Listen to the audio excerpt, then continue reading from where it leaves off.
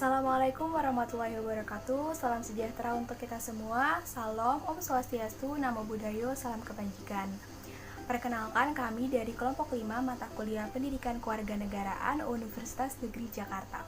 Pada kesempatan kali ini, dalam video ini kami akan memperkenalkan kepada kalian semua mengenai kebudayaan dan wisata yang ada di Indonesia, khususnya di kota Yogyakarta. Kota Yogyakarta merupakan kota yang memiliki keanekaragaman budaya.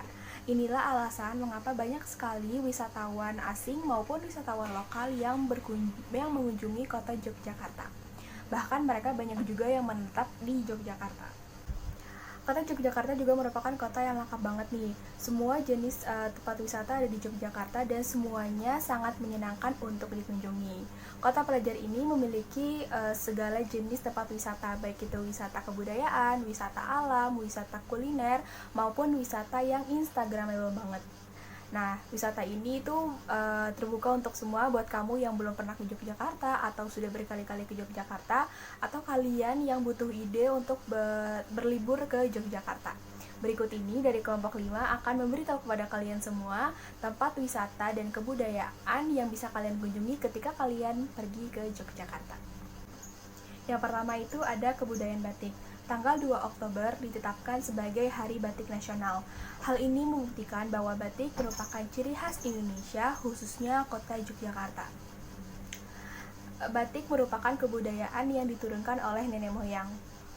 Batik menjadi karya seni yang tidak sekedar goresan cantik yang tampak cantik di mata, tapi juga kaya akan makna.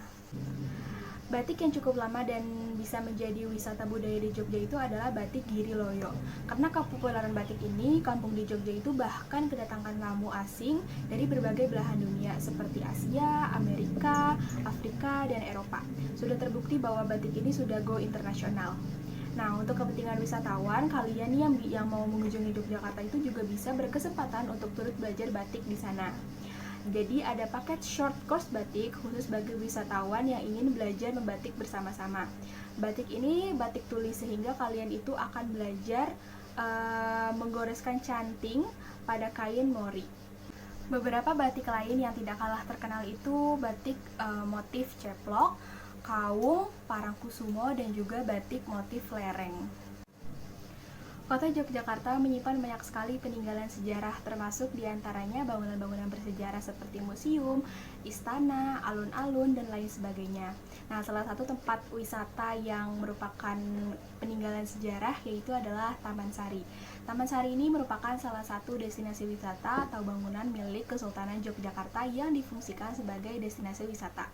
Namun, selain sebagai destinasi wisata, Taman Sari ini pada saat tertentu juga masih digunakan sebagai tempat ritual oleh keluarga raja. Dengan bentuk bangunan arsitektur ala Portugis Jawa ini, bangunan ini menjadi daya tarik utama. Selain area pembandiannya yang unik, kamu juga bisa nih menelusuri area-area lorong bawah tanah yang selain punya nilai sejarah tapi juga instagramable banget, terutama area masjid bawah tanah yang punya arsitektur tangga yang unik. Jadi kalian kalau mengunjungi Taman Sari itu bisa banget untuk foto-foto di sana. Meskipun sekarang kondisi bangunannya tak utuh lagi saat masih sebagai tempat taman kesultanan gitu ya, namun tetap saja aura keindahan ini masih terpancar kuat dari bangunan-bangunan di taman ini.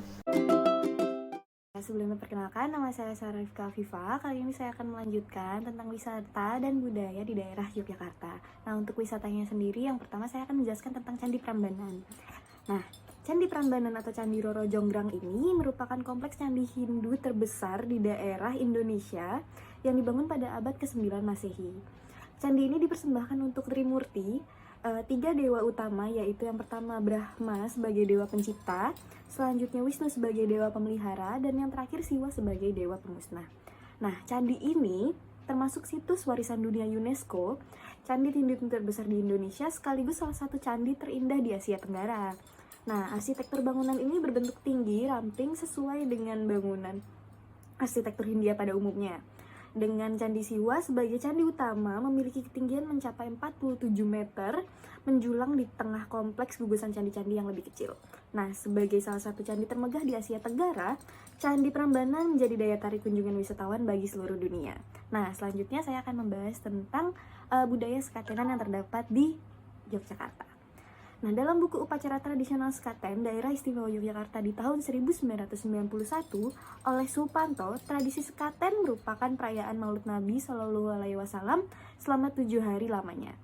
Nah, tujuan dari penyelenggaraan budaya ini selain memperingati kelahiran Nabi Muhammad, juga sebagai sarana penyebaran agama Islam di daerah Yogyakarta sendiri. Nah, tradisi ini dibawa langsung oleh salah satu wali songo yakni Sunan Kalijogo.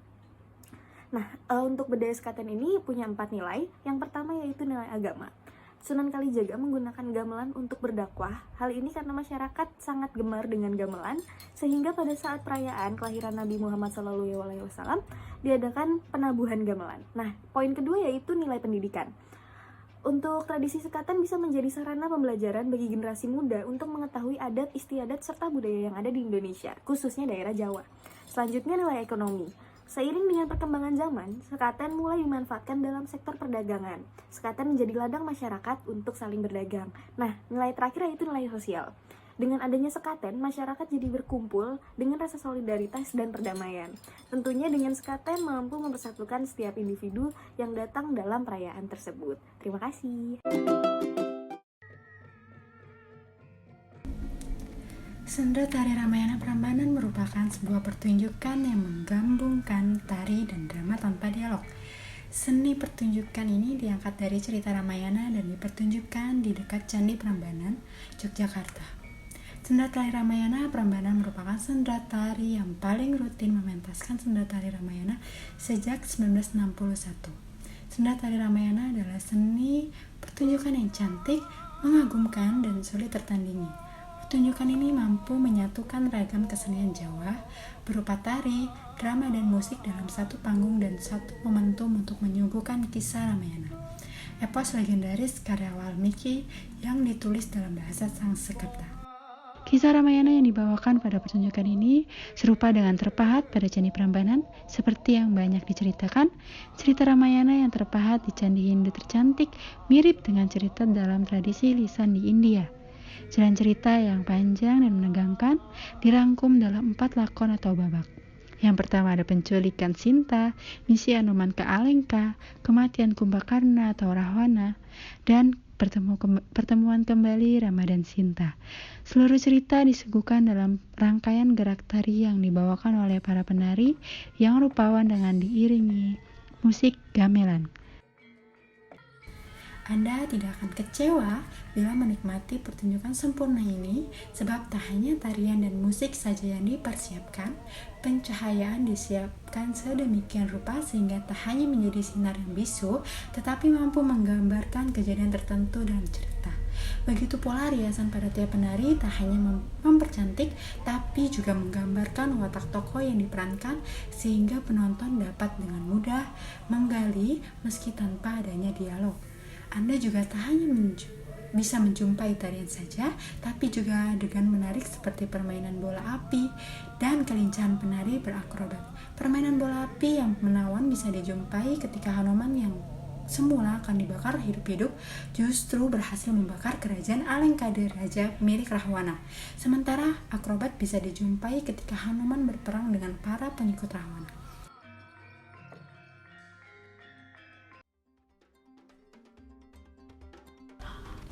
Candi Borobudur merupakan destinasi favorit para wisatawan baik lokal maupun mancanegara.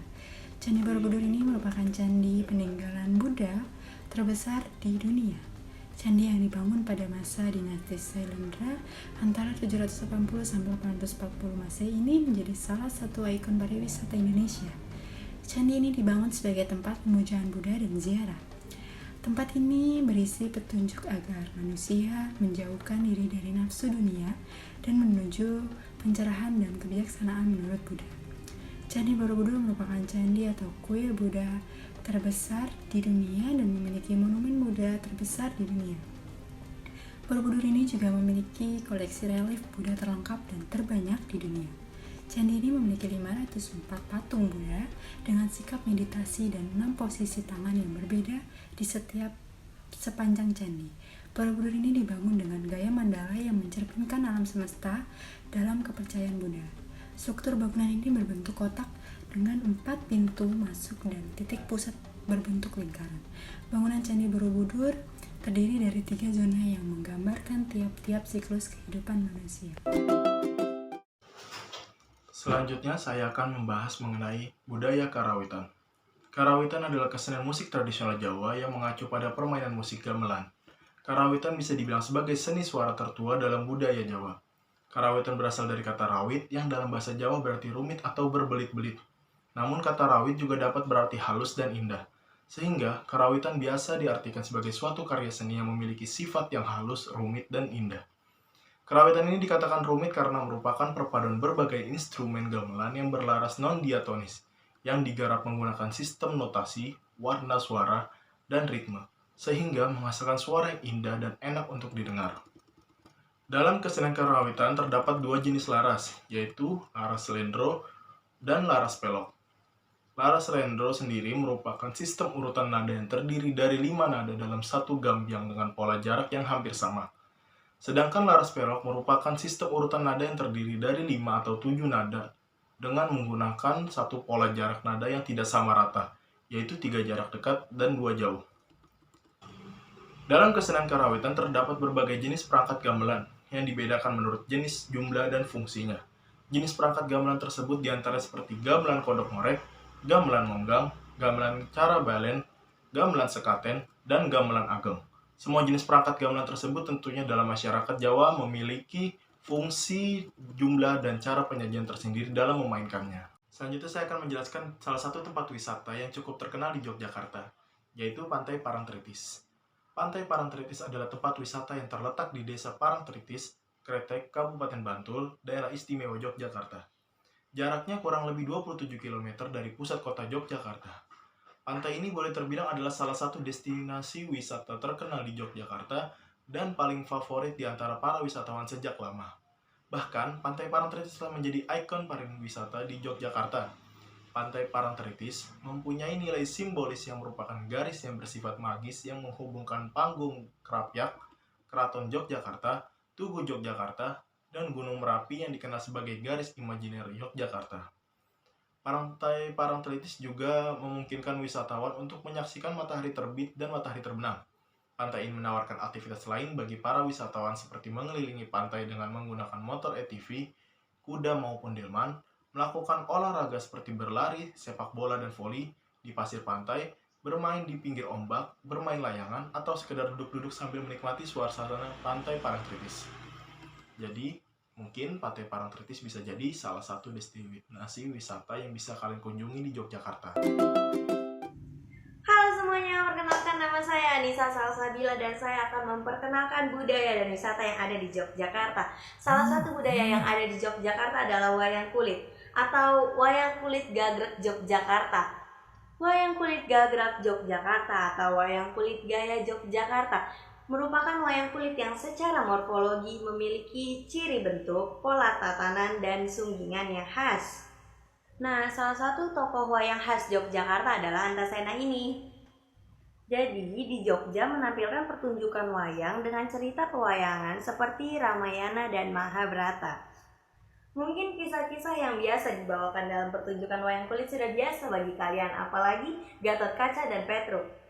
Namun, dalang atau orang yang menggerakkan wayang membuat cerita-cerita baru tapi tidak meninggalkan pakem dan karakter wayang dan tetap kaya akan makna. Selanjutnya saya akan membahas tentang wisata lereng Gunung Merapi yang ada di Yogyakarta. Meskipun sedang mengalami status waspada sejak 5 November 2020 lalu, ternyata masih ada loh beberapa tempat wisata di sekitaran lereng Gunung Merapi yang buka. Salah satunya ada Jeep Wisata Lavatur Merapi dan Museum Gunung Merapi. Buat kalian yang suka petualangan, Merapi Lavatur ini sangat cocok untuk kalian. Karena kalian akan menyusuri bekas aliran lahar pasca letusan Gunung Merapi menggunakan mobil jeep. Ada beberapa rute yang bisa ditempuh dengan Merapi Lavatur ini, yaitu rute pendek, rute sedang, rute panjang, dan rute sunrise. Namun ada beberapa rute yang dihilangkan, yaitu Bungker Kali Adem dan bekas rumah Mbah Marijan. Rute tersebut dihilangkan karena termasuk ke dalam zona merah atau berada dalam radius 5 km dari puncak Gunung Merapi. Berikutnya ada Museum Gunung Merapi.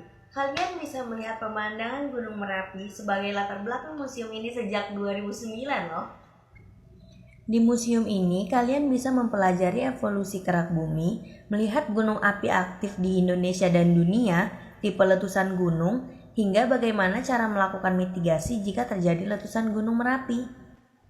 Wah, keren-keren banget ya wisata dan budaya yang ada di Yogyakarta.